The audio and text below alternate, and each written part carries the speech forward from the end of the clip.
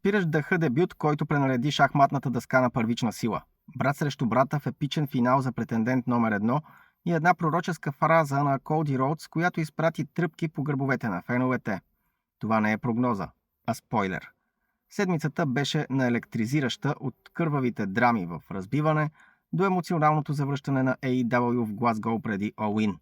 Дали WWE наистина започва да заменя старите кучета с бъдещето и кой е истинският лидер на гутницата в Мексико, останете с мен, защото днес гледаме зад въжетата всичко, което си заслужаваше и всичко, което ни разочарова.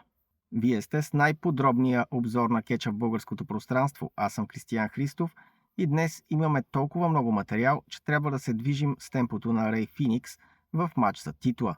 Ще минем през разтърсващия епизод на първична сила, странните решения в AAA, финалния штрих на NXT преди Heatwave и последната спирка на AEW преди Уембли.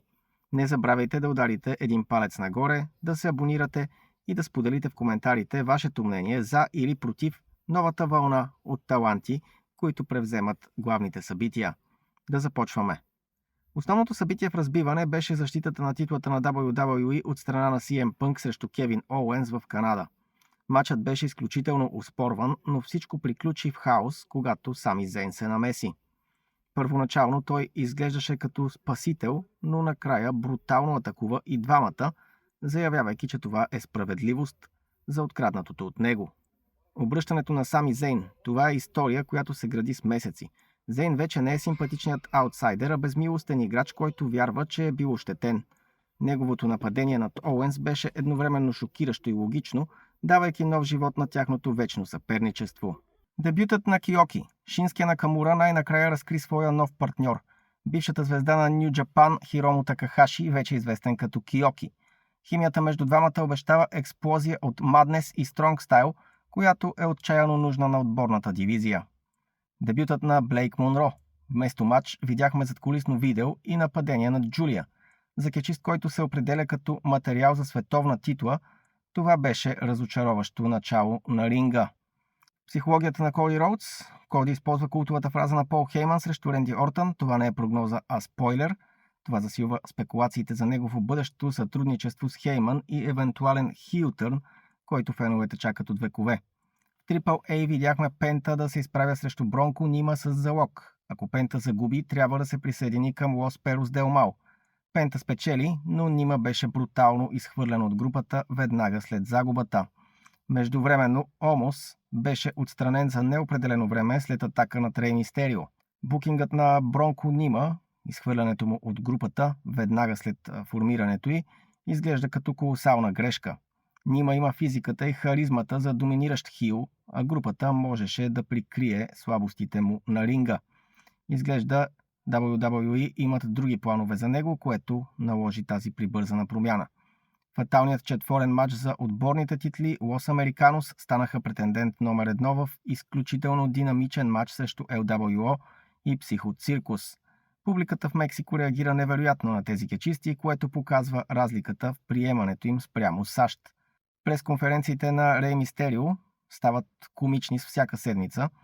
Често не се казва нищо съществено и дори надписите на екрана са с правописни грешки. AEW Collision се фокусира върху финализирането на полуфиналистите за Continental Cup. Клаудио Кастаньоли победи Даниел Гарсия в матч, определен като един от най-добрите в кариерата на Гарсия. Кайл Орайли победи Ориндж Касиди, за да се изправи срещу Найджел Макгинес. Разказването на истории чрез видеопакети. Видеото за Омега и Оспри беше шедьовър, който успя да навакса на феновете всичко пропуснато за последните 2 години. Клаудио срещу Гарсия. Чист кетч, отлична физика и логика в матча. AEW доказва, че когато остави атлетите да си работят, резултатът винаги е на ниво. Главният матч за женската титла, Уилоу Найтингейл победи Майя Уорлд в предвидим матч, въпреки че качеството беше добро. Поставянето на TBS шампионката в позиция на губещ точно преди All In изглеждаше странно.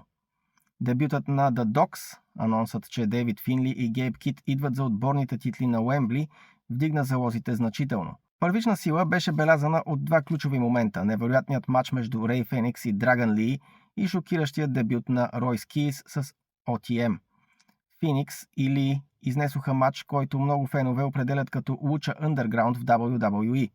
Накрая Ройс Кейс, който беше съюзник на Соло Сикоа и LA Knight, се завърна като хил и ги помете заедно с Усус.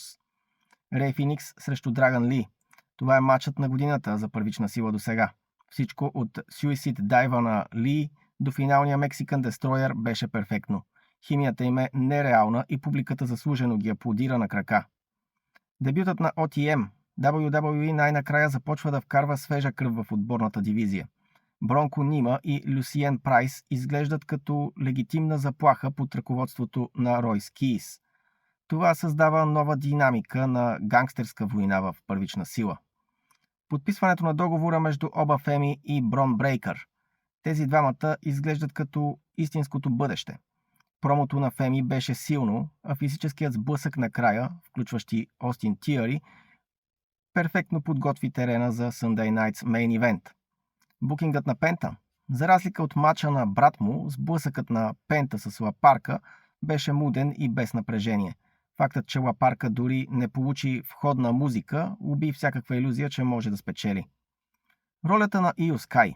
Свеждането на една от най-талантливите кечиски до комедиен персонаж в сегмент с Сол Рука е обидно за таланта й.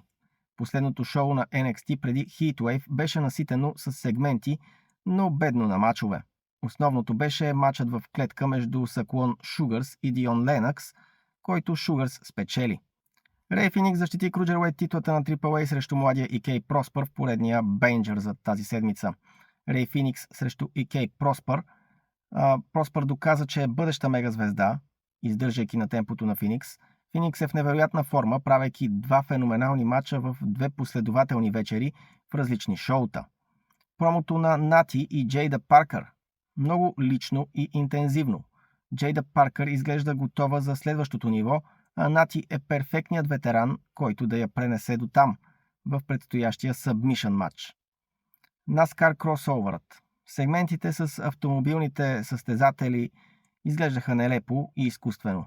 Те отнеха от времето на ринга, без да добавят никаква стойност към образите на кечистите. Финалният сегмент Зила Фато затвори шоуто, стоейки над всички останали претенденти за титлата. Той изглежда като легитимен фаворит за титлата на Heatwave.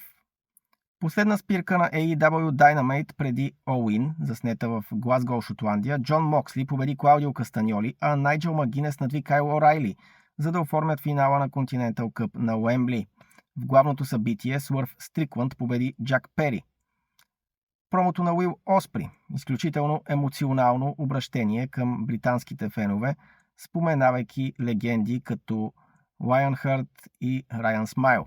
Оспри успя да направи мача си с Кени Омега да изглежда като най-важното нещо в света. Сегментът с MJF и Андраде, напрежението между двамата е осезаемо, публиката в Глазгол буквално изяде MJF, а Андраде излезе като голям фейс след изненадващата си атака. Липсата на живо усещане, тъй като шоуто беше записано предварително, американските фенове вече знаеха резултатите, което уби част от ентусиазма.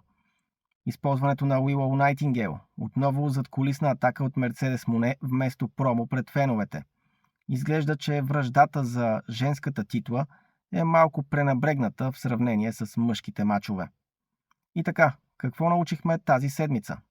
WWE първична сила в момента е по-интересното шоу от разбиване, благодарение на смелите дебюти и невероятните луча мачове. AEW са майстори на емоционалния хайп, но понякога губят инерция с записаните шоута. В AAA цари хаос, който не винаги е в полза на кечистите, а NXT е на прага на голяма промяна с възхода на Зила Фато. Лично за мен моментът на седмицата е матчът Феникс Ли. Ако не сте го гледали, направете го веднага след това видео.